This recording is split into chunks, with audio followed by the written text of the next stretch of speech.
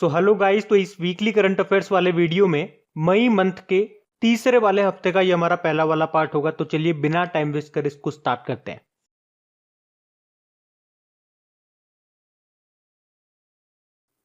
तो देखिए हमारा पहला प्रश्न क्या है। अभी किसे संयुक्त राष्ट्र का नया ह्यूमैनिटेरियन प्रमुख नियुक्त किया गया? तो आंसर होगा मार्टिन ग्रिफिथ्स को।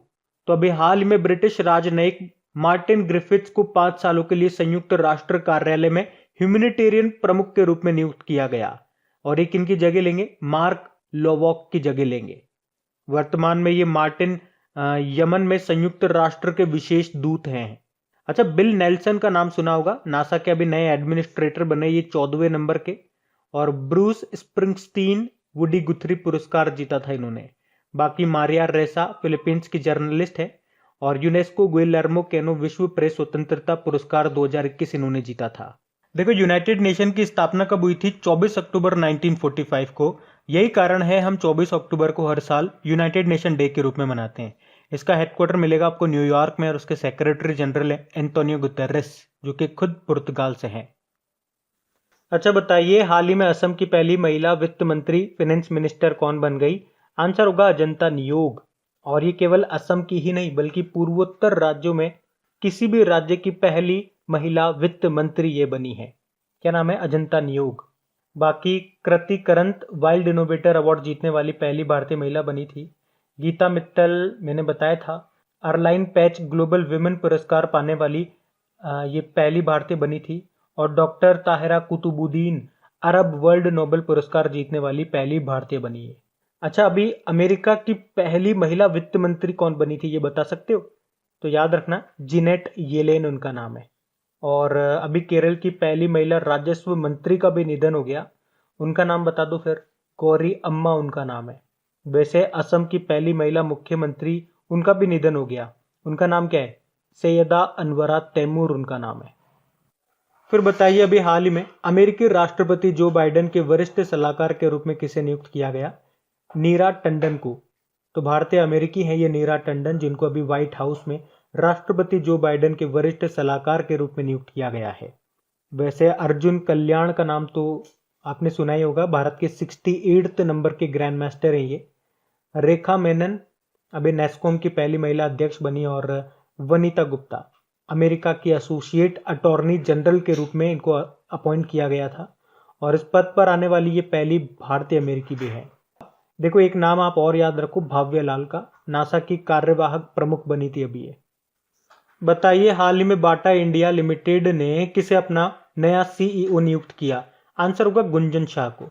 तो अभी बाटा इंडिया लिमिटेड ने गुंजन शाह को अपना नया सीईओ बनाया है। और ये किनका स्थान लेंगी? संदीप कटारिया का स्थान लेंगी। अरुण सिंह अभी ये बीपीसीएल के सीएमडी बने।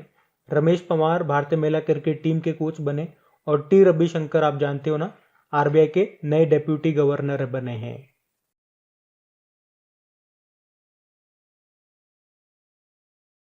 फिर बताइए, अभी हाल ही में किस राज्य सरकार ने महतारी दुलार योजना को शुरू करने का फैसला किया? तो आंसर होगा छत्तीसगढ़ ने।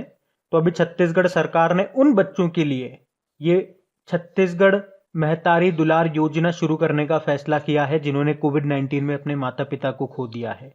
तो इस योजना में होगा क्या?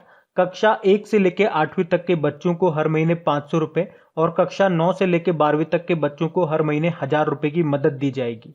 और छत्तीसगढ़ सरकार उन बच्चों की शिक्षा को भी वित्त पोषित करेगी, यानी कि उन्हें फाइनेंशियल हेल्प करेगी, मतलब एजुकेशन के लिए उनको पैसे की मदद करेगी जिन्होंने अपने परिवार के कमाने वाले व्यक्तियों को कोविड-19 के कारण खो दिया।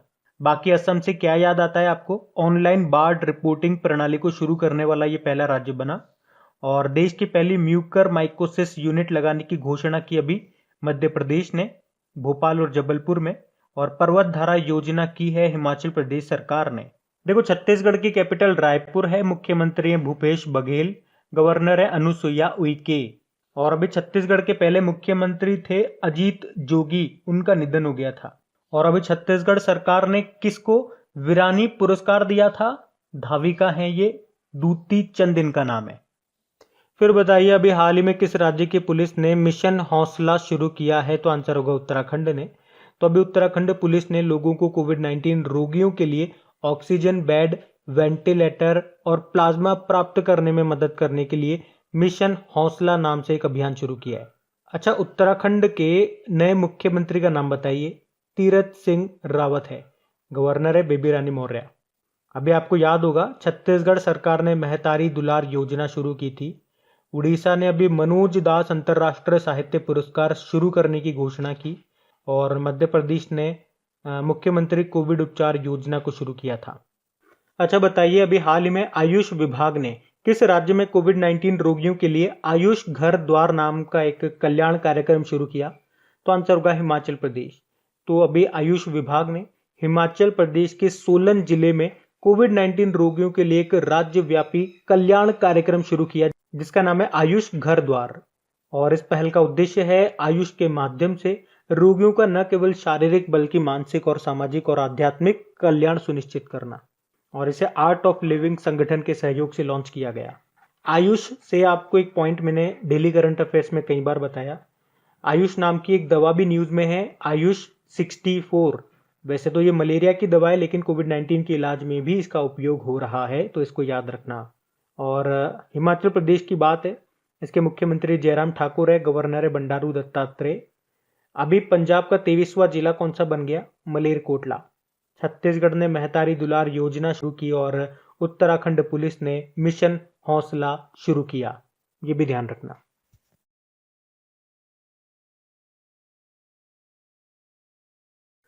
फिर बताइए 2021 ब्रिट अवार्ड्स में ग्लोबल आइकन अवार्ड प्राप्त करने वाली पहली महिला कलाकार और पहली गैर अंग्रेजी कलाकार कौन बन गई है? तो आंसर होगा टेलर स्विफ्ट। तो ये पहली नॉन इंग्लिश और पहली फीमेल है जिन्हें यह अवार्ड मिला है।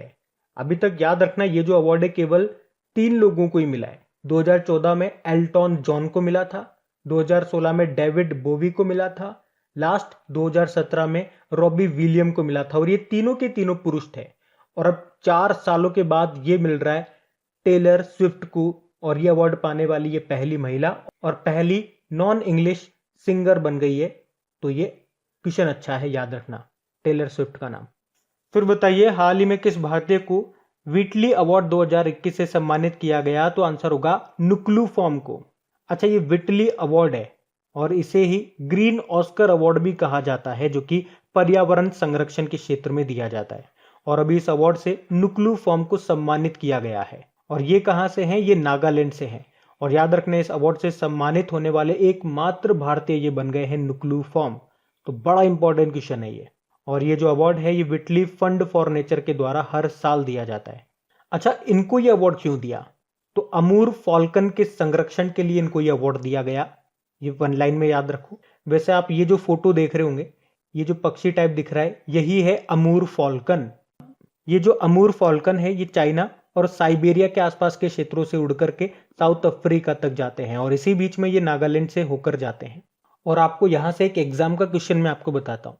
एक बार पूछा गया था एग्जाम में, किसे अमूर फॉल्कन सिटी ऑफ वर्ल्ड कहा जाता है? तो नागालैंड को कहा जाता है। और इसी के संरक्षण के लिए 2021 का व्हिटली अवार्ड दिया गया नुक्लू फॉर्म को। और ये जो नुक्लू फॉर्म है इन्हें अमूर फॉल्कन मैन ऑफ नागालैंड भी कहा जाता है, ये भी याद रखना। अच्छा, अगर आपसे पूछा जाए टाइगर मैन ऑफ इंडिया किसको कहते हैं? कैलाश सांखला को कहते हैं, ये जोधपुर से है। और वाटर मैन ऑफ इंडिया पूछेंगे तो राजेंद्र राठौड़ को कहते हैं, अलवर से हैं ये, इनका संबंध अलवर से है। तो यहां से प्रश्न से आप 2-3 पॉइंट मैंने आपको बताया, इनको अच्छी तरह से याद रखना। बाकी शकुंतला थिल्स्टेड विश्व खाद्य पुरस्कार 2021 जीता इन्होंने। Doctor Tahira Qutbuddin Arab world Nobel पुरस्कार पाने वाली ये पहली भारतीय महिला बनी। और सुष्मिता लेंका पेंगोलिन के संरक्षण के लिए एशिया पर्यावरण परिवर्तन यानी कि एशिया एनवायरमेंट एनफोर्समेंट अवार्ड जीता था इन्होंने। बड़ा इंपॉर्टेंट क्वेश्चन है, याद रखना इसको।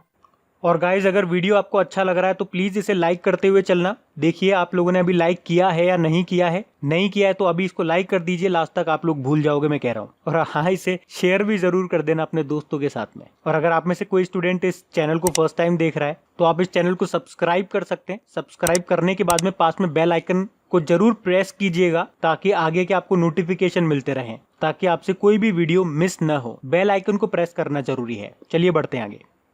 अच्छा बताइए, बड़ा इंपॉर्टेंट क्वेश्चन है कि अभी मिस यूनिवर्स 2020 का खिताब किसने जीता? तो आंसर होगा एंड्रिया मेजा ने। ये इसका 69th एडिशन था। और एंड्रिया मेजा ये कहाँ से हैं? ये मैक्सिको से हैं। याद रखना 2020 की हम बात कर रहे हैं। ये प्रतियोगिता वैसे तो 2020 में ही होनी थी, लेकिन कोविड-19 के कारण नहीं हुई, इसलिए आप इसे 2021 में पढ़ रहे हो, लेकिन है ये 2020 की। तो मिस यूनिवर्स 2020 बन गई एंड्रिया मेजा, जो कि मैक्सिको से हैं, इतना आपको याद रखना है। और इनसे पहले यानी कि 2019 की कौन थी? ये थी जोजीबिनी टुंजी। और इनका नाम इंपॉर्टेंट हो जाता है 2-3 कारणों से। वैसे तो ये साउथ अफ्रीका से थी और ये मिस यूनिवर्स का खिताब पाने वाली पहली अश्वेत महिला बनी थी। और आप इनका नाम इसलिए भी याद रखो क्योंकि अब ये सबसे लंबे समय तक मिस यूनिवर्स रहने वाली बन गई हैं, जोजीबिनी टुंजी, क्योंकि 2019 में बनी थी, फिर 2020 में कोई और बननी थी, लेकिन 2020 में ये बनी नहीं कोविड-19 के कारण, क्योंकि वो प्रतियोगिता अब हुई 2021 में जाकर के। तो सबसे लंबा टाइम पीरियड हो गया जोजीबिनी टुंजी का। इस तरीके से मैं आपको इंपॉर्टेंट बता रहा हूं इनका नाम। अगर मैं आपसे पूछूं मिस इंडिया 2020 कौन बनी थी, तो मानसा वाराणसी बनी थी। और भारत से मिस यूनिवर्स कितनी महिलाएं रह चुकी है बताओगे क्या? दो कौन कौन? एक तो 1994 में सुष्मिता सेन और सन 2000 में लारा दत्ता। बाकी देखो, हमने कहा एंड्रिया मेजा ये मैक्सिको से हैं। मैक्सिको की कैपिटल मैक्सिको सिटी है और यहाँ की करेंसी मैक्सिकन पेसो है। प्रेसिडेंट एंड्रेज मैनुअल लेब्राडोर है। फिर बताइए, हाल ही में नेशनल बास्केटबॉल एसोसिएशन ने किसके नाम पर एक सामाजिक न्याय पुरस्कार शुरू करने की घोषणा की? तो आंसर होगा अब्दुल जब्बारी। तो अभी नेशनल बास्केटबॉल एसोसिएशन ने सामाजिक न्याय की लड़ाई में आगे बढ़ने वाले खिलाड़ियों को सम्मान में एक नया पुरस्कार शुरू करने की घोषणा की है और इस अवार्ड का नाम है करीम अब्दुल जब्बार सामाजिक न्याय चैंपियन पुरस्कार, यानी कि Kareem Abdul Jabbar social justice champion award. और उसमें जो विजेता खिलाड़ी चुना जाएगा उसे उसकी पसंद की चैरिटी के लिए $1,00,000 दिए जाएंगे। अच्छा, नेशनल बास्केटबॉल एसोसिएशन का हेडक्वार्टर कहाँ पर है? न्यूयॉर्क में है। अभी शकुंतला थिल्स्टेड का नाम मैंने आपको बताया, विश्व खाद्य पुरस्कार 2021 इन्होंने जीता। Doctor Tahira Qutbuddin Arab world Nobel पुरस्कार जीतने वाली पहली भारतीय बनी। और मारिया रेसा फिलीपींस की जर्नलिस्ट हैं, इन्हें यूनेस्को गेलर्मो केनो विश्व प्रेस स्वतंत्रता पुरस्कार जीता था इन्होंने। देखो, ये नाम मैं आपको बार बार रिपीट करके इसीलिए बता रहा हूँ ताकि आपके दिमाग में चिपक जाए, क्योंकि ये सारे इंपॉर्टेंट नाम है, याद होने चाहिए आपको। और जब तक ये आपको याद नहीं होंगे मैं बार बार आपको याद करवाता रहूंगा।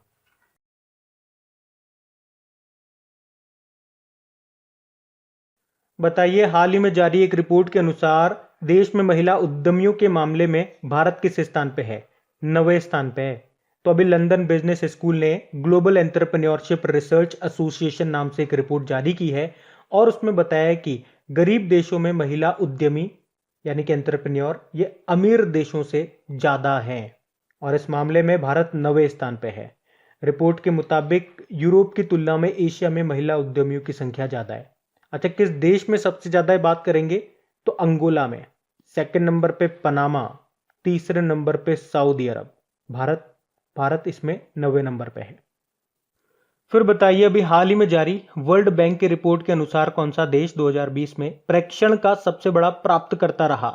तो आंसर होगा भारत। प्रेक्षण मतलब मैंने आपको बताया था, प्रेक्षण को इंग्लिश में कहते हैं रेमिटेंस। और इसे ऐसे समझो जैसे कि आप किसी दूसरे देश में जॉब करते हो और फिर वहां से पैसा कमाकर आप अपने देश में वो पैसा भेजते हो अपने घर वालों, अपने दोस्तों को। तो दूसरे देश से जो पैसा भारत में आया उस मामले में भारत टॉप पे रहा है 2020 में, यानी कि जो रेमिटेंस आया वो सबसे ज्यादा आया भारत में। कितना आया? $83 बिलियन से भी ज्यादा आया।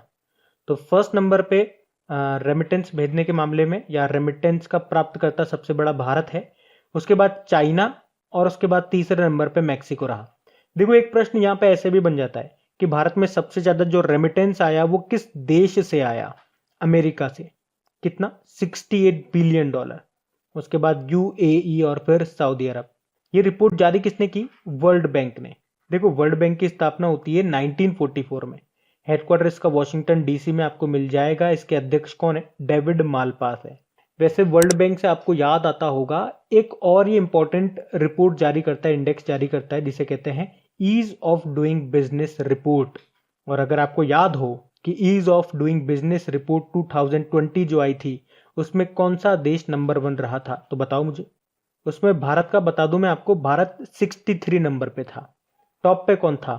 टॉप पे था न्यूजीलैंड, याद रखना। फिर बताइए, अभी हाल ही में फॉर्च्यून के द्वारा जारी 2021 के दुनिया के 50 महानतम नेताओं की सूची में टॉप पर कौन रहे? तो आंसर होगा जेसिंडा अर्डन। अभी फॉर्च्यून मैगजीन के द्वारा जारी 2021 के लिए विश्व के जो 50 महानतम नेताओं की सूची जारी की गई है, उसमें न्यूजीलैंड की जो प्रधानमंत्री हैं जेसिंडा अर्डन, वो टॉप पे रही है। ये इस लिस्ट का 8वां संस्करण था। तो इस लिस्ट में उन नेताओं को या जाने माने उन अन्य लोगों को शामिल किया गया है जो इतने परिचित तो नहीं है, लेकिन कोविड-19 महामारी के समय उन्होंने कुछ अलग करने का प्रयास किया है। अच्छा, इस लिस्ट में भारत से कोई है क्या? हाँ, है ना। सीरम इंस्टीट्यूट ऑफ इंडिया के सीईओ अदार पूनावाला, ये टॉप 10 में एकमात्र भारतीय हैं। इनकी पोजीशन है 10। फर्स्ट नंबर पे कौन है? न्यूजीलैंड की प्रधानमंत्री जेसिंडा अर्डन। सेकंड पे mRNA पायोनियर्स। थर्ड पे पेपल के सीईओ डैन शुल्मैन। और 10वें नंबर पे अदार पूनावाला है, सीरम इंस्टीट्यूट ऑफ इंडिया के सीईओ। फिर बताइए, हाल ही में जारी पर्यावरणीय जोखिम आउटलुक 2021 रिपोर्ट में भारत का सबसे जोखिम भरा शहर कौन सा है? तो आंसर होगा दिल्ली। इस रिपोर्ट का नाम है एनवायरमेंटल रिस्क आउटलुक रिपोर्ट 2021। तो इस रिपोर्ट में बताया गया है कि पूरे विश्व में जहां पर्यावरण का रिस्क सबसे ज्यादा है, जोखिम सबसे ज्यादा है, ऐसे 100 शहरों में से 99 तो केवल एशिया में है और उनमें भी 43 तो केवल भारत में है। तो पर्यावरण का जोखिम मतलब जहां पे पर्यावरण प्रदूषण सबसे ज्यादा है, प्राकृतिक आपदाओं की संभावनाएं सबसे ज्यादा है, तो उस मामले में बात की जा रही है। तो भारत में बात करेंगे तो दिल्ली नंबर 1 पर है, और पूरे विश्व में बात करेंगे तो इंडोनेशिया का जकार्ता नंबर 1 पर है। दूसरे नंबर पे आता है दिल्ली, तीसरे नंबर पे आता है चेन्नई। अभी मैंने आपको क्या बोला था कि पूरे विश्व में जहां पे पर्यावरण का रिस्क सबसे ज्यादा है, ऐसे 100 शहरों की लिस्ट बनाई गई है और उन 100 शहरों में से 99 तो केवल एशिया में है। अब प्रश्न यह आता है आपके माइंड में कि वो एक शहर कौन सा है जो कि एशिया के बाहर है? तो वो है पेरू की कैपिटल लीमा। और सबसे सुरक्षित कौन सा है? तो ग्लासगो, स्कॉटलैंड का ग्लासगो। ये वही ग्लासगो है जहां पे इस साल कोप 26 सम्मेलन आयोजित होगा। और कोप 25 कहां पे हुआ था? कोप 25 हुआ था मैड्रिड, स्पेन में 2019 में।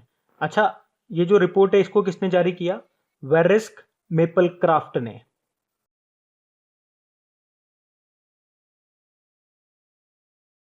फिर बताइए, अभी हाल ही में अंतरराष्ट्रीय परिवार दिवस ये कब मनाया गया? इंटरनेशनल फैमिली डे 15 मई इसका आंसर होगा। तो ये जो दिन है ये परिवार के महत्व और परिवार के विकास में अंतरराष्ट्रीय समुदाय की भूमिका के बारे में जागरूकता फैलाने के लिए मनाया जाता है। थीम बताओ, इसकी थीम क्या है? फैमिलीज एंड न्यू टेक्नोलॉजी, याद रखना। एक और डे मैंने आपको बताया था इसी से लिंक करके, international day of family remittance, अंतरराष्ट्रीय परिवार परीक्षण दिवस, यह मनाते हैं 16 जून को। तो ये भी ध्यान रखना। फिर बताइए, अभी हाल ही में राष्ट्रीय डेंगू दिवस कब मनाया गया? तो आंसर होगा 16 मई को। हर साल 16 मई को ये नेशनल डेंगू डे के रूप में मनाया जाता है। और इस दिन को मनाने का उद्देश्य क्या है? लोगों में डेंगू के बारे में जागरूकता फैलाना। और जो डेंगू है ये मादा एडीज एजिप्टीज मच्छर के काटने से होता है। वैसे 16 मई को हम इंटरनेशनल डे ऑफ लाइट के रूप में भी मनाते हैं। और 16 मई को एक और दिन याद रखना, विश्व कृषि पर्यटन दिवस, वर्ल्ड एग्रीकल्चर टूरिज्म डे के रूप में भी मनाया जाता है, जिसकी थीम थी rural women sustainable entrepreneurship opportunities through agri tourism. और यहाँ से एक पॉइंट मैंने आपको लिंक करके याद कराया था कि सितंबर 2020 की ये बात है। महाराष्ट्र जो है ये किसानों को सशक्त बनाने के लिए कृषि पर्यटन नीति को मंजूरी देने वाला देश का पहला राज्य बना था। तो ये भी ध्यान रखो आप, एक्स्ट्रा पॉइंट है। फिर बताइए, हाल ही में विश्व उच्च रक्तचाप दिवस, वर्ल्ड हाइपरटेंशन डे कब मनाया गया? तो आंसर होगा 17 मई को। और इस दिन को मनाने का उद्देश्य क्या है? बढ़ते हुए उच्च रक्तचाप यानी कि ब्लड प्रेशर के बारे में जागरूकता फैलाना। पहली बार इसे 2005 में मनाया था। अच्छा, इस बार की थीम क्या है? Major your blood pressure accurately, control it, live long. और ये सेम थीम पिछले साल भी थी, तो पिछले साल की आपको याद होगी ना, तो इस बार आपको मेहनत नहीं करनी पड़ेगी इसकी थीम में। बाकी देखो, 17 मई को वैसे हम world telecommunication and information society day यानी कि विश्व दूर संचार और सामाजिक सूचना दिवस भी मनाते हैं, जिसकी भी थीम थी accelerating digital transformation in challenging times, यानी कि चुनौतीपूर्ण समय में डिजिटल परिवर्तन को गति देना। फिर बताइए अंतर्राष्ट्रीय संग्रहालय दिवस ये कब मनाया गया? तो आंसर होगा 18 मई को। तो हर साल 18 मई को इंटरनेशनल म्यूजियम डे के रूप में मनाया जाता है। और इसे मनाने का उद्देश्य क्या है? वैश्विक स्तर पर समाज के विकास में संग्रहालयों यानी कि म्यूजियम्स की भूमिका के बारे में जागरूकता पैदा करना। और इसकी थीम रही the future of museums, recover and re imagine. और अगर आपसे पूछा जाए वर्ल्ड हेरिटेज डे, विश्व विरासत दिवस कब मनाया जाता है? तो जस्ट इसके एक महीने पहले 18 अप्रैल को।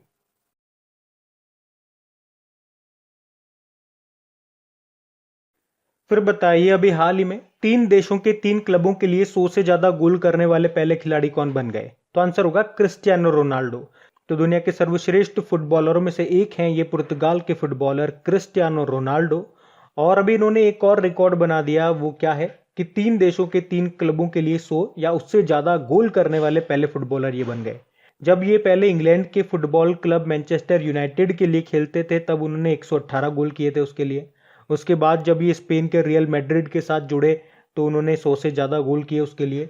और उसके बाद जब ये जुवेंटस के लिए अभी खेल रहे हैं वर्तमान में, तो उसके लिए भी ये अभी 103 गोल कर चुके हैं। क्रिस्टियानो रोनाल्डो से आपको याद होगा इंस्टाग्राम पर 25 करोड़ से ज़्यादा फॉलोवर बनाने वाले ये पहले व्यक्ति बन गए। और इन्हें सदी का सबसे सर्वश्रेष्ठ खिलाड़ी यानी कि प्लेयर ऑफ द सेंचुरी का अवार्ड भी मिला था। उसके अलावा इन्हें ग्लोबल फुट अवार्ड से भी सम्मानित किया गया था। और ये फुटबॉल इतिहास में सर्वाधिक गोल करने वाले खिलाड़ी भी बन गए हैं क्रिस्टियानो रोनाल्डो।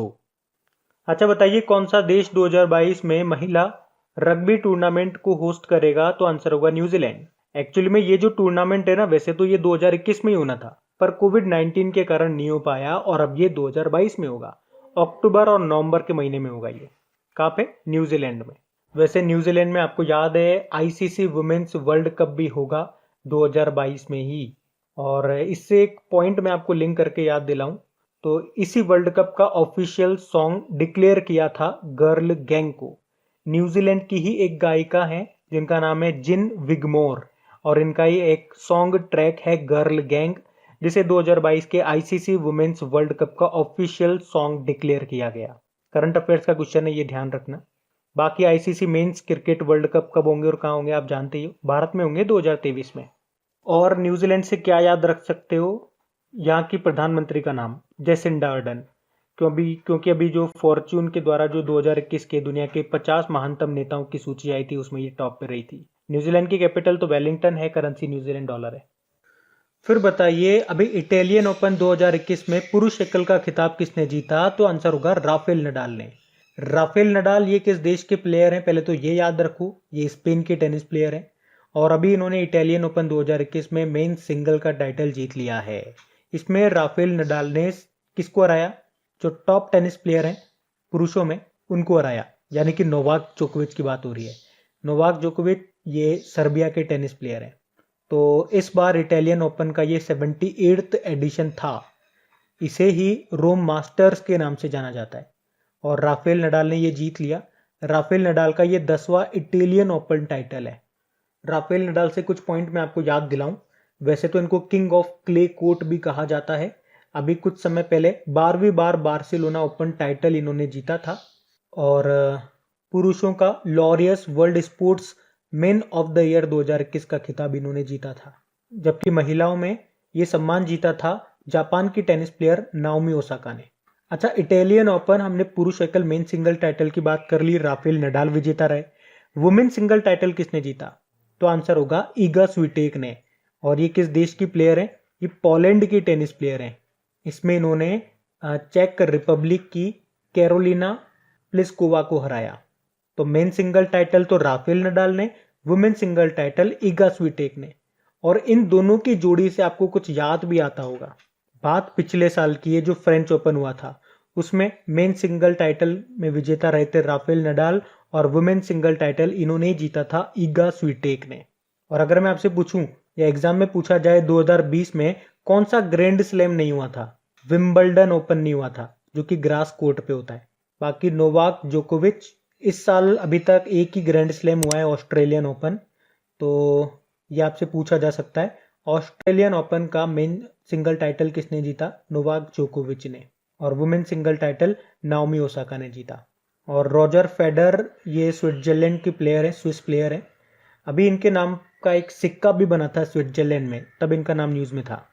तो काफ़ी सारी इंपॉर्टेंट इन्फॉर्मेशन मैंने आपको दी, इस क्वेश्चन से याद रखना सारी आप। बढ़ते आगे। फिर बताइए, अभी हाल ही में मात्र 4 दिनों में माउंट एवरेस्ट पर 2 बार चढ़ाई कर विश्व रिकॉर्ड बनाया किसने? तो मिंगमा तेनजी शेरपा ने। तो नेपाली पर्वत गाइड हैं ये मिंगमा तेनजी शेरपा, जिन्होंने केवल 4 दिनों के सबसे कम समय में 2 बार माउंट एवरेस्ट पर चढ़ करके रिकॉर्ड बना दिया। और वैसे इनसे पहले एक भारतीय पर्वतारोही हैं अंशु जमसेनपा, उन्होंने 2017 में 118 घंटे 15 मिनट में माउंट एवरेस्ट पर सबसे तेज 2 बार चढ़ाई करके रिकॉर्ड बनाया था। अब आप कहोगे कि मिंगमा ने तो अंशु का रिकॉर्ड तोड़ दिया। हाँ, तोड़ तो दिया, लेकिन अंशु जो है वो एक महिला थी। तो अगर आप महिला कैटेगरी में बात करोगे तो फिर तो रिकॉर्ड उन्हीं के नाम है, अंशु के नाम, सबसे तेज 2 बार माउंट एवरेस्ट पर चढ़ने का रिकॉर्ड। और देखो, जिस तरह से आप लोग याद रखते हो कि माउंट एवरेस्ट को फतह करने वाले पहले पर्वतारोही थे एडमंड हिलेरी, न्यूजीलैंड से थे, उसी तरह से अगर मान लो आपसे एग्जाम में पूछ लिया जाए कि माउंट एवरेस्ट को 2 बार सबसे पहले फतह करने वाले कौन बने थे, तो ये थे नवांग गोम्बू, ये नेपाल से थे। ये 1965 की बात है, इनका नाम भी ध्यान रख लो। और अभी पीछे आप लोगों ने पढ़ा था कामेरिता शेरपा का नाम, ये भी नेपाली पर्वत गाइड है। और अभी इनका नाम न्यूज़ में क्यों था? क्योंकि 25 बार माउंट एवरेस्ट पर, यानी कि सबसे ज़्यादा बार चढ़ करके रिकॉर्ड बनाया इन्होंने। और उसी तरह से अगर हम महिलाओं के बारे में बात करेंगे कि कौन महिलाएं जिन्होंने माउंट एवरेस्ट पर सबसे ज़्यादा बार चढ़ाई की है, तो आंसर आएगा फिर लाखपा शेरपा। ये 9 बार चढ़ चुकी है महिलाओं में, सबसे ज़्यादा बार तो यही है। माउंट एवरेस्ट की ऊंचाई कितनी है? 8848.86 मीटर। तो ये सारे इंपॉर्टेंट पॉइंट्स मैंने आपको बताए हैं, 1 बाय 1 करके इनको लिखते जाना। फिर बताइए, वर्ष 2021 में एवरेस्ट पर्वत की चोटी पर पहुंचने वाली पहली भारतीय महिला कौन बन गई? इस साल 2021 में बात कर रहे हैं, तो आंसर होगा ताशी यांगजोम। और ये कहां से हैं? ये अरुणाचल प्रदेश से हैं। और बाकी ये सारे नाम मैं आपको पीछे बता चुका हूं, तो इस प्रश्न से ताशी यांगजोम का नाम आपको याद रखना है। बढ़ते हैं आगे।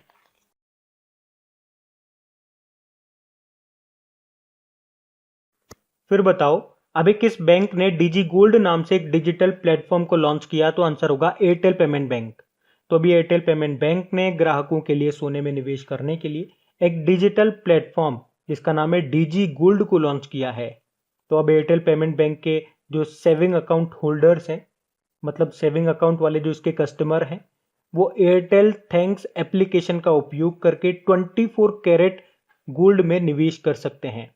एयरटेल पेमेंट बैंक ये भारत का सबसे पहला पेमेंट बैंक भी है जिसकी स्थापना होती है 2017 में। और पहले से आप एक और पॉइंट इससे जोड़ सकते हैं, अभी आरबीआई ने कहा था जो पेमेंट बैंक होंगे उनमें जो आप अमाउंट डिपॉजिट कराते हैं उसकी लिमिट को 1 लाख से बढ़ाकर 2 लाख कर दिया। और इसको लागू करने वाला सबसे पहला पेमेंट बैंक भी यही है, एयरटेल पेमेंट बैंक। इसके एमडी सीईओ अनुब्रत विश्वास है। अभी जन स्मॉल फाइनेंस बैंक से आपको याद होगा, इसने आई चूज माई नंबर सुविधा को शुरू किया था। और आईसीआईसीआई बैंक एक डिजिटल प्लेटफॉर्म है, मर्चेंट स्टैक, उसको लॉन्च किया। एचडीएफसी बैंक ने अभी स्मार्टअप उन्नति कार्यक्रम को शुरू किया था और कॉमन सर्विस सेंटर डिजिटल सेवा पोर्टल पर चैटबॉट ईवा को लॉन्च किया था एचडीएफसी बैंक ने।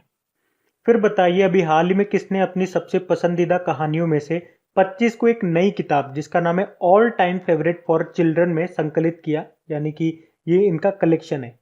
तो आंसर होगा रस्किन बॉन्ड ने। तो अभी रस्किन बॉन्ड ने अपनी सबसे पसंदीदा कहानियों में से 25 को लिया और उसकी एक नई किताब बना दी, और किताब का नाम रखा है क्या? All time favourite for children. Ruskin bond के बारे में मैंने आपको बताया था, इन्हें 1993 में साहित्य अकादमी अवार्ड मिला था, 1999 में पद्मश्री मिला, और 2012 में दिल्ली सरकार का लाइफ टाइम अचीवमेंट अवार्ड भी मिल चुका है इनको। और वैसे पिछले साल इनकी 2 बुकें आई थी, कौन कौन सी? एक आई थी hop on my adventures on boats trains and planes, और दूसरी आई थी अ सॉन्ग ऑफ इंडिया। बाकी J K Rowling the Christmas pig नाम की बुक को लिखा, Sanjaya Baru India's power elite caste class and culture नाम की बुक को लिखा, और इंदिरा नूई पेप्सिको की पूर्व सीईओ कौन सी बुक लिखी? My life in full work family and our future. देखो, अगर मैं आपसे पूछूं या एग्जामिनर आपसे पूछे अंतरराष्ट्रीय बुकर पुरस्कार किसको मिला था अभी, तो आंसर होगा मारिके लुकास रिजने वर्ल्ड को। उनके उपन्यास द डिस्कम्फर्ट ऑफ इवनिंग के लिए। और मेन बुकर पुरस्कार किसको मिला था? ये मिला था डगलस स्टुअर्ट को उनके उपन्यास शुगी बैन के लिए। ये भी आपको याद होना चाहिए।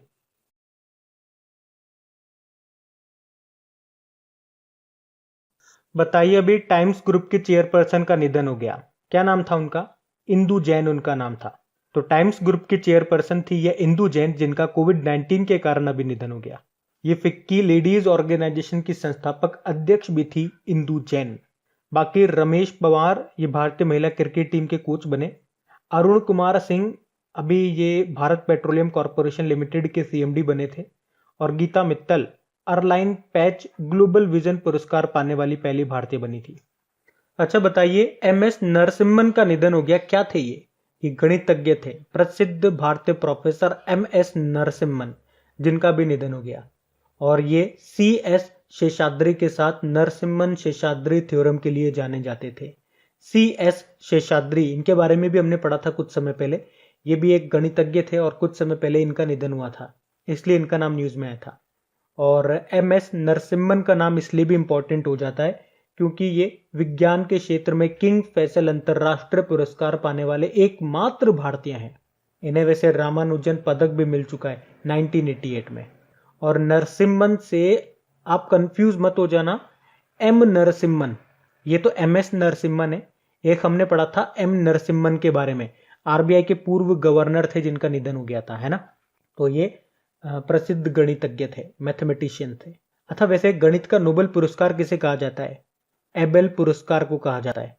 और अगर आपसे पूछूं एबेल पुरस्कार 2020 में किसे मिला था, तो दो जनों को मिला था, मार्गुलिस और फुस्टेनबर्ग को। मार्गुलिस और फुस्टेनबर्ग को। और एशिया का नोबेल पुरस्कार किसे कहा जाता है? रेमन मैग्सेस अवार्ड को कहा जाता है, जो कि 2019 में मिला था रविश कुमार को, जो कि एनडीटीवी के पत्रकार हैं। फिर बताइए, हाल ही में सीबीआई के पूर्व अधिकारी का निधन हो गया, क्या नाम था उनका? के राघुथमन। तो अभी सीबीआई के पूर्व अधिकारी के राघुथमन का निधन हो गया। ये राजीव गांधी हत्याकांड के विशेष जांच दल के मुख्य जांच अधिकारी थे। और के राघुथमन की फेमस बुक भी है, जैसे कि इन्होंने लिखी है एक बुक जिसका नाम है conspiracy to kill Rajiv Gandhi. और एक और है third degree crime investigation management, crime and the criminal. और वैसे आपको याद होगा अभी कुछ दिन पहले सीबीआई के पूर्व प्रमुख रंजीत सिन्हा का भी निधन हो गया था। सीबीआई मतलब होता है सेंट्रल ब्यूरो ऑफ इन्वेस्टिगेशन। वर्तमान में इसके अध्यक्ष हैं प्रवीण सिन्हा, डायरेक्टर हैं ये।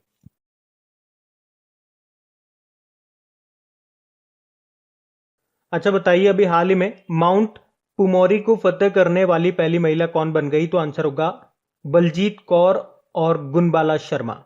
तो ये बलजीत कौर ये हिमाचल प्रदेश से हैं और गुनबाला शर्मा ये राजस्थान से हैं। और आप यूं भी कह सकते हो कि ये जोड़ी माउंट पुमोरी को फतेह करने वाली पहली जोड़ी बन गई है। माउंट पुमोरी ये नेपाल में है, जो कि एवरेस्ट पर्वत समूह का ही एक हिस्सा है, जिसकी ऊंचाई कितनी है, हाइट है 7165 मीटर। और अभी हम लोगों ने पढ़ा भी था, विश्व के सबसे ऊंचे पर्वत शिखर यानी कि माउंट एवरेस्ट पर 25 बार चढ़ने वाले दुनिया के पहले पर्वतारोही कौन बन गए? कामेरीता शेरपा, नेपाल से हैं ये। अभी विराट चंद्रा का नाम भी न्यूज में था, हैदराबाद के हैं, उम्र 7 साल है। माउंट किलीमंजारो को फतेह करने वाले सबसे युवा भारतीय बने। माउंट किलीमंजारो अफ्रीका महाद्वीप की सबसे ऊंची चोटी है और किस देश में है? ये तंजानिया में है। अभी प्रियंका मोहिते का नाम न्यूज में था क्योंकि नेपाल की जो माउंट अन्नपूर्णा है उसको फतेह करने वाली ये पहली भारतीय महिला बनी। और कुछ स्टैटिक क्वेश्चंस मैं आपको कई बार बता चुका हूं, जैसे कि माउंट एवरेस्ट को फतेह करने वाली पहली महिला कौन थी? बछेंद्री पाल थी। माउंट एवरेस्ट को फतेह करने वाली पहली दिव्यांग महिला कौन थी? तो अरुणिमा सिन्हा थी। और आप जानते ही हो माउंट एवरेस्ट को सबसे पहले फतेह करने वाले पहले पर्वतारोही का नाम क्या है? एडमंड हिलेरी है, जो कि न्यूजीलैंड से थे। और इनके साथ जो शेरपा थे उनका नाम था तेंजिंग नोरगे। अच्छा, कुछ ऊंची चोटियों के नाम आपको याद होने चाहिए, जैसे कि हमने कहा ना अभी अफ्रीका महाद्वीप की सबसे ऊंची चोटी जो आपको मिलेगी तंजानिया में, उसका नाम क्या है? Mount Kilimanjaro. उसी तरह से यूरोप की सबसे ऊंची चोटी का नाम है माउंट एल्ब्रुच। साउथ अमेरिका की है माउंट एकांगुआ। नॉर्थ अमेरिका की माउंट डेनाली है, वैसे इसको माउंट मैक्किले के नाम से भी जानते हैं। और अंटार्कटिका की है माउंट विंसन। तो ये कुछ स्टैटिक पॉइंट्स हैं जो आपके एग्जाम में आ सकते हैं, इनको याद रखना। अच्छा बताइए, अभी हाल ही में कौन सा राज्य ग्लोबल कोवैक्स अलायंस में शामिल होने वाला पहला भारतीय राज्य बन गया? तो आंसर है पंजाब। तो इस गठबंधन में, इस अलायंस में शामिल होने से पंजाब को एंटी कोविड 19 वैक्सीन की कमी को दूर करने और सर्वोत्तम मूल्य पर टीके खरीदने में मदद मिलेगी। ये जो कोवैक्स है, ये 4 ऑर्गेनाइजेशन का एक जॉइंट इनिशिएटिव है। और वो 4 ऑर्गेनाइजेशन कौन कौन से हैं? जैसे कि WHO, यूनिसेफ, गावी और CEPI। वैसे इसका उद्देश्य क्या है? तो इसका उद्देश्य है कि 2021 के एंड तक कोविड 19 के 2 बिलियन टीकों को उन गरीब देशों तक पहुंचाना जिन्हें इसकी बहुत ज्यादा जरूरत है। और वैसे कोवैक्स प्रोग्राम को अभी 180 कंट्रीज ऑलरेडी ज्वाइन कर चुकी है। तो सिंपल एक लाइन में आपको याद रखना हो तो याद रख लो, कोवैक्स को 2 अगस्त 2020 में बनाया गया था ताकि वैक्सीनेशन सबको मिल सके। और आपको याद भी होगा, कोवैक्स पहल के तहत टीका पाने वाला विश्व का पहला देश कौन सा बना था? घाना। दूसरा था आइवरी कोस्ट। बाकी हरियाणा से याद रख लो, अभी कोरोना रोगियों के लिए आयुर्वेदिक टेलीमेडिसिन सुविधा को शुरू किया। अभी मध्य प्रदेश ने मुख्यमंत्री कोविड उपचार योजना को शुरू किया और हिमाचल प्रदेश ने पर्वत धारा योजना शुरू की थी। और अभी पंजाब का 23वां जिला कौन सा बन गया? मलेरकोटला। फिर बताइए, हाल ही में किसकी women sitting near a window जो पेंटिंग है उसको न्यूयॉर्क में 103.4 मिलियन डॉलर में बेचा गया? तो आंसर होगा पाब्लो पिकासो। ये जो पाब्लो पिकासो हैं, इनकी ही है ये women sitting near a window नाम की जो पेंटिंग है। और इसको भी न्यूयॉर्क में 103.4 मिलियन डॉलर में बेचा गया है। ये पाब्लो जो पिकासो हैं, ये स्पेनिश चित्रकार, मूर्तिकार, प्रिंट मेकर और थिएटर डिजाइनर है। और आपको बता दूं, 2 सालों में पहली बार किसी पेंटिंग ने 100 मिलियन डॉलर का आंकड़ा पार किया है। और क्या इससे ज्यादा अमाउंट में अभी तक कोई पेंटिंग बिकी है? क्लाउड मोनेट की म्यूल्स नाम की जो पेंटिंग है वो 110.7 मिलियन डॉलर तक पहुंच गई थी उसकी रेट। अच्छा बताइए, अभी हाल ही में कौन सी चीनी अंतरिक्ष यान मई 2021 में मंगल की सतह पर सफलतापूर्वक उतर गया? तियानवेन-1। तियानवेन-1 ये एक मानव रहित चीनी अंतरिक्ष यान है जो भी 15 मई को सफलतापूर्वक मंगल की सतह पर उतरा है। और इस तरह से जो चाइना है, ये मंगल पर सफलतापूर्वक रोवर उतारने वाला अमेरिका के बाद दूसरा देश बन गया। और ये जो तियानवेन-1 अंतरिक्ष यान है, ये मंगल ग्रह पर एक विशाल मैदान पे एक साइट पे उतरा है जिसे यूटोपिया प्लेनिटिया कहा जाता है। और आपको याद होगा, हमने पढ़ा था कि इस तियानवेन-1 के साथ चाइना ने एक रोवर भी भेजा है और उसका नाम क्या रखा है? जुरोंग। और ये जो रोवर है जुरोंग, ये मंगल ग्रह की सतह की मिट्टी और वहां के वातावरण का अध्ययन करेगा। चाइना की कैपिटल बीजिंग है। बीजिंग में शंघाई कोऑपरेशन ऑर्गेनाइजेशन का हेडक्वार्टर मिल जाएगा। एशियन इंफ्रास्ट्रक्चर इन्वेस्टमेंट बैंक का हेडक्वार्टर मिल जाएगा। यहाँ के प्रेसिडेंट हैं शी जिनपिंग। और चाइना का नेशनल गेम क्या है? टेबल टेनिस है। और चाइना की जो स्पेस एजेंसी है, जिसको कहते हैं CNSA, यानी कि चाइना नेशनल स्पेस एडमिनिस्ट्रेशन, इसका हेडक्वार्टर भी बीजिंग में ही है। और यहाँ के एडमिनिस्ट्रेटर हैं झांग केजियन। क्या है? झांग केजियन। फिर बताइए, 6वां संयुक्त राष्ट्र वैश्विक सड़क सुरक्षा सप्ताह 2021 ये कब से कब तक मनाया जा रहा है? ये 17 से 23 मई तक मनाया गया। तो 6वां united nation global road safety week जो इस साल 17 से 23 मई के बीच में मनाया जा रहा है। और ये दुनिया भर के शहरों, कस्बों और गांवों के लिए 30 किलोमीटर प्रति घंटा यानी कि 20 मील प्रति घंटे की स्पीड लिमिट का आह्वान करता है। और ये United nation global road safety week ये WHO के द्वारा आयोजित एक द्विवार्षिक वैश्विक सड़क सुरक्षा अभियान है। और इसकी थीम #Love30 टैगलाइन के तहत स्ट्रीट्स फॉर लव है। हमने कहा WHO मनाता है इसे। WHO की स्थापना हुई थी 7 अप्रैल 1948 को। और यही कारण है हम हर साल 7 अप्रैल को वर्ल्ड हेल्थ डे मनाते हैं। इसका हेडक्वार्टर मिलेगा जेनेवा, स्विट्जरलैंड में। और इसके अध्यक्ष हैं टेड्रोस अधानोम। फिर बताइए, हाल ही में व्यक्तिगत संगठनों से मिलने वाली सहायता को ट्रैक करने के लिए किस संस्थान ने एक समर्पित पोर्टल जिसका नाम है कोवएड इसको स्थापित किया? तो आंसर होगा नीति आयोग ने। तो अभी नीति आयोग ने स्टैंडर्ड ऑपरेटिंग प्रोसीजर के साथ मिशन या व्यक्तिगत संगठनों से आने वाली सभी सहायता को ट्रैक करने के लिए कोवएड नाम से एक पोर्टल को स्थापित किया है। नीति आयोग के बारे में जान लो, देखो थोड़ा बहुत। जैसे इसकी फुल फॉर्म क्या होती है नीति की? National institute for transforming India. ये बना था 1 जनवरी 2015 को। इसके अध्यक्ष भारत के प्रधानमंत्री होते हैं, जो कि वर्तमान में है नरेंद्र मोदी। उपाध्यक्ष राजीव कुमार हैं और इसके सीईओ हैं अमिताभ कांत। फिर बताइए, अभी हाल ही में गो एयर एयरलाइन ने अपना नाम बदलकर क्या कर लिया? तो आंसर होगा गो फर्स्ट। तो वाडिया ग्रुप की करीब 15 साल पुरानी एयरलाइन कंपनी है ये गो एयर, और इसने अभी खुद को गो फर्स्ट के रूप में रीब्रांडेड किया है। मतलब अब इसे गो फर्स्ट के नाम से जाना जाएगा। और एयरलाइन को अभी रीब्रांडेड करने का उद्देश्य है ultra low coast airline model को पूरी तरह से अपनाना, मतलब लो कॉस्ट पर हवाई यात्रा कराने की कंपनी की योजना है। और गो एयर का आदर्श वाक्य क्या है? You come first. अच्छा बताओ, तो अभी कुरनूल हवाई अड्डे का नाम बदल के क्या किया गया है? किन के नाम पे रखा गया? उयालवाड़ा नरसिम्हा रेड्डी के नाम पे रखा गया। और नाम बदलने की बात है तो आपको याद होगा, अभी रिसेंटली राजस्थान में जोधपुर में मियाँ का बाड़ा रेलवे स्टेशन ने उसका नाम महेश नगर कर दिया। अभी रावलपिंडी में प्रसिद्ध KRL क्रिकेट स्टेडियम है, उसका नाम शोएब अख्तर के नाम पे रखा। और मध्य प्रदेश का होशंगाबाद का नाम नर्मदापुरम कर दिया। बताइए, अभी हाल ही में मलेरकोटला ये किस राज्य का 23वां नया जिला बना है? तो आंसर होगा पंजाब का। ये जो मलेरकोटला है ये एक मुस्लिम बहुल इलाका है, और इसे किस जिले से अलग करके बनाया गया? तो संगरूर जिले से। वैसे तमिलनाडु का भी 38वां जिला बना था मयिलादुतुरई, और कर्नाटक का 31वां जिला बना था विजयनगर। देखो, पंजाब की कैपिटल चंडीगढ़ है, मुख्यमंत्री कैप्टन अमरिंदर सिंह है, और VP सिंह बदनौर यहाँ के गवर्नर है। तो याद रखना, पंजाब का 23वां जिला बन गया मलेरकोटला नाम है इसका। फिर बताइए, अभी हाल ही में Sikkim a history of intrigue and alliance नाम की बुक के लेखक कौन है? प्रीत मोहन सिंह मलिक। बाकी कल्की Koechlin elephant in the warm नाम की बुक को लिखा। शरद पगारे 30वां व्यास सम्मान जीता इन्होंने, और इनके उपन्यास पाटलिपुत्र की सम्राज्ञी के लिए। और शरण कुमार लिम्बाले 30वां सरस्वती सम्मान जीता इन्होंने सनातन उपन्यास के लिए। तो गाइज ये लीजिए, इस वीडियो के साथ मई के महीने में तो बिल्कुल हम बराबर आ चुके हैं वीकली करंट अफेयर्स वाले में। अब जो पुराने कुछ वीडियोस छूट रहे हैं, जो बैकलॉग हमारा रह गया, अब उसकी बारी है। और प्लीज एक बार फिर से एक रिक्वेस्ट मैं आप लोगों से करूंगा, वीडियोस को शेयर जरूर करा करें। आप लोग वीडियोस देखते हो, अगर पसंद आते हैं तो लाइक करा करें, इन्हें शेयर करा करें, क्योंकि अगर आप लोग वीडियोस को पसंद करते हो तो हमारा मोटिवेशन बना रहता है, और ज्यादा मेहनत के साथ काम करने की इच्छा होती है, अच्छे अच्छे डेटा आपको कलेक्ट करके देने की इच्छा होती है।